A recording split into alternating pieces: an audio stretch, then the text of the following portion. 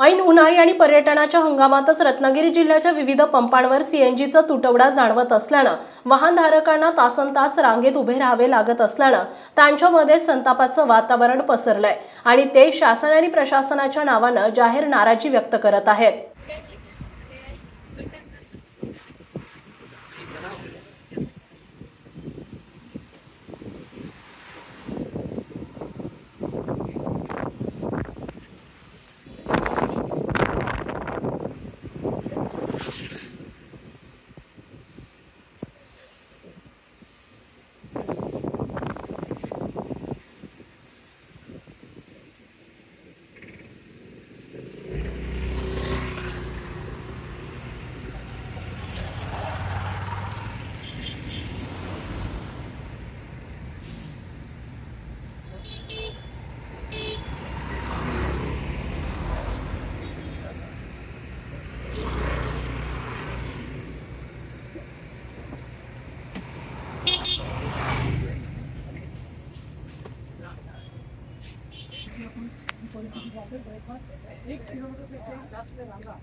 काय परिस्थिती आहे? सीएनजी नाही मिळत? किती वेळ तुम्ही रांगेमध्ये आहात?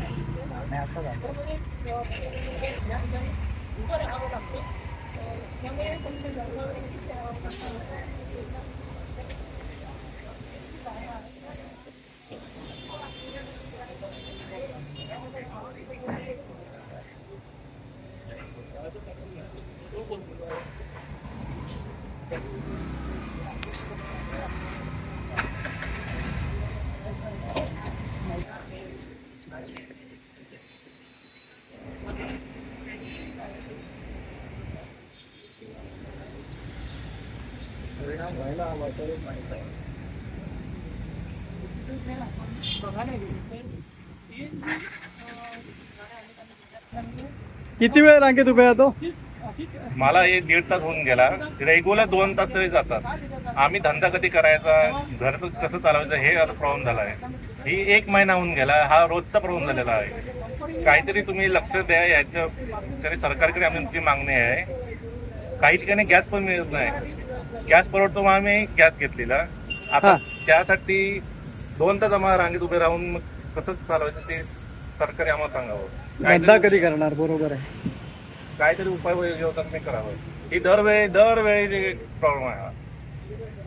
ओके, मग प्रशासन लक्ष देत नाही पुरेसं? नाही, कोणी काय लक्ष देत नाही। रिक्षावाला कोणी बोलायला येत नाही। आम्ही बोला गेलो ते आम्हाला होईल करू ते चाललंय सर। पण आणखीन रेल्वे स्टेशन वगैरे पुढच्या पंपांवर मिळतो ना गॅस?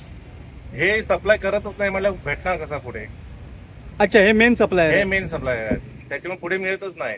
आम्हाला काम सांगतात आम्हाला गॅस मिळत नाही, म्हणजे कमी दाबान पुरवठा आणि कमी द्यायला सांगितलं म्हणून देत नाही, पण हे आम्हाला पटत नाही। बरं बरं बरं, बघूया प्रशासन काय करते आता। केंद्र आणि राज्य शासन प्रदूषण कमी करण्यासाठी डिझेल आणि पेट्रोलचा वापर कमी करून सीएनजीवर जोर देत आहे। देशभर सीएनजीवर चालणाऱ्या गाड्यांची निर्मिती मोठ्या प्रमाणात केली जाते, परंतु दुसरीकडे मात्र सीएनजी पुरवठा करणारे पंप कमी असल्यानं मुंबई गोवा महामार्गासह सर्वच ठिकाणी वाहनधारकांना सीएनजीच्या टंचाईला सामोरे जावे लागत आहे। त्यामुळे त्यांच्यात नाराजीचे सूर उमटू लागलेत। रत्नागिरीसह जिल्ह्यात मुळातच सीएनजीचे पंप कमी आणि गाड्या मात्र जास्त असल्यानं त्याचा फटका विनाकारण वाहनधारकांना सहन करावा लागतोय।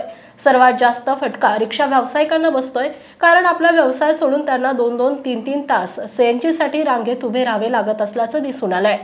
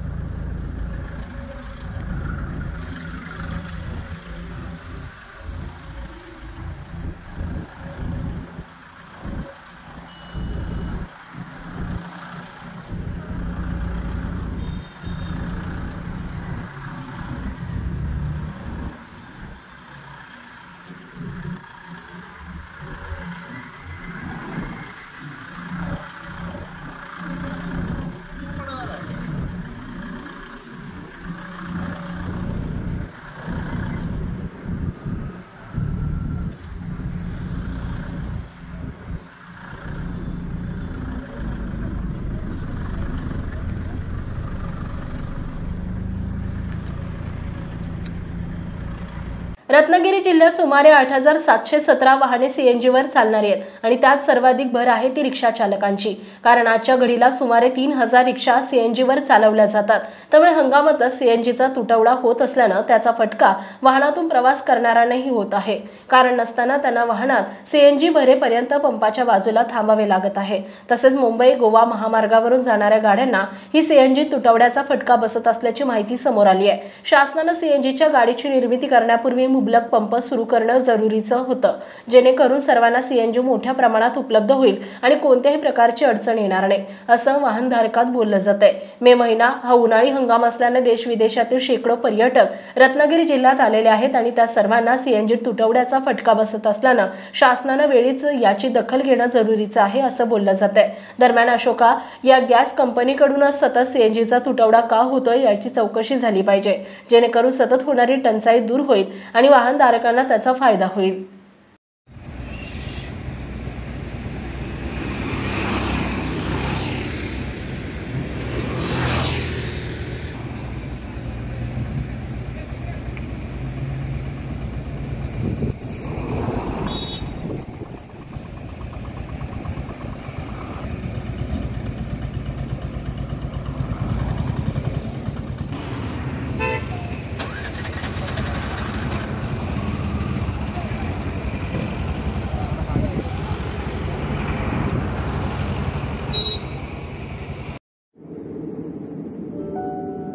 समंदर की गोद में पला है तू,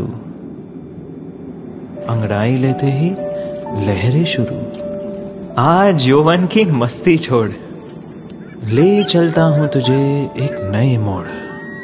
आजा तुझे मां पुकारे अब, छेड़ देते हैं बीच से कुछ शरारत हंसी।